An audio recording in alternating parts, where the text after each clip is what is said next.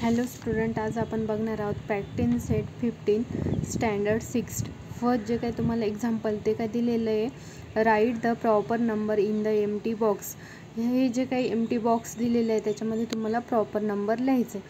आता तुम्हाला फर्स्ट जे दिलेलं आहे ते काय दिलेलं आहे, 3/5 इक्वल टू काय दिलेलं आहे, 3/5 आणि मध्ये तुम्हाला काय दिलेलं आहे, पुढं एक एम्प्टी बॉक्स दिलेला आहे. आता एम्प्टी बॉक्समध्ये जो काही प्रॉपर नंबर तो तुम्हाला फिल करायचा. आता त्याच्यासाठी त्यांनी तुम्हाला फर्स्ट दिलेलं आहे.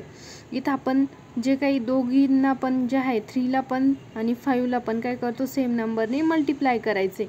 आता तुम्हाला कोणत्या नंबरने मल्टिप्लाय केलं हे कसं समजणार, त्याच्यासाठी तुम्हाला काय दिलेलं आहे, एक नंबर दिला. इथं एक नंबर दिला, किती आहे, 10. म्हणजे 5 कितीचा 10 होतो, 2चा. म्हणजे आपल्याला काय करावं लागणार, इथं जर 10 आला तर 3ला पण किती मल्टिप्लाय करावं लागणार आहे, 2ने. मग किती होणार आहे, इथं काय लिहायचं आहे तुम्हाला, 2 आणि इथं पण काय लिहायचं आहे, 2. म्हणजे किती होणार आहे, 5 2 10 आणि 3 2 6. हे झालं तुमचं एक बॉक्स. जे काही तुमचे हा एक बॉक्स होता तो तुम्ही फिल केला. आता नेक्स्ट जे काय आहे इथं तुम्हाला काय करायचं आहे, 3/10. किती होतो 3/10? सिम्पली त्याच्यासाठी तुम्हाला काय करायचं, इथं किती 0 आहे, 1.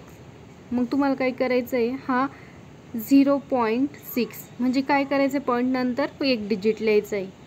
नंतर जे काही तुम्हाला सेकंड एक्झाम्पल दिलेले ते काय तुम्हाला 25/8. आता इथं काय केलेलं आहे त्यांनी, 25/8ला इथं जो काय आहे किती कोणत्या नंबरने मल्टिप्लाय केलं, इथं त्याच्यासाठी तुम्हाला दिलेलं आहे, काय दिलेलं आहे, खाली डिव्हिजनला 8 × 125. म्हणजे काय केलेलं आहे, 125ने दोघांना पण आपल्याला मल्टिप्लाय करावं लागणार. म्हणजे इथं काय येणार आहे, 125. नंतर काय आहे, इथं किती होत्या, 150. इथं तुम्ही जर 25 × 125 केलं तर ॲन्सर किती येणार आहे, 3125 डिवायडेड बाय किती तुम्हाला 1000. आता किती 0 आहे, 1 2 3. म्हणजे तुम्हाला काय करायचं आहे, पॉईंट किती नंतर, म्हणजे पॉईंट नंतर किती डिजिट पाहिजे, जे 3 1 2 3. म्हणजे हे काय लिहिलं आपण, इथं ॲन्सर आलेला आहे.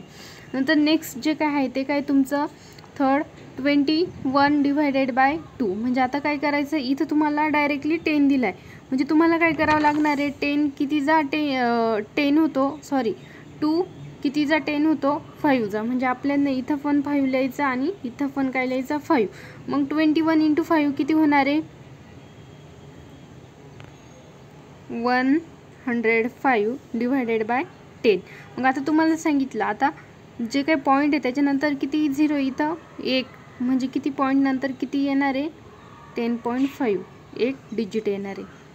सेम जे काय आहे इथं काय लिहायचं आहे तुम्हाला, इथं किती येणार आहे, किती मल्टिप्लाय केलं, 20 × 5. म्हणजे आपल्याला काय करावं लागणार आहे, 11ला पण 5ने मल्टिप्लाय करावं लागणार आहे. मग 11 5 किती होतो, 55. आता इथं किती तुम्हाला 0 दिले आहे, 2. म्हणजे तुमचे पॉईंट नंतर किती डिजिट येणार आहे, 2.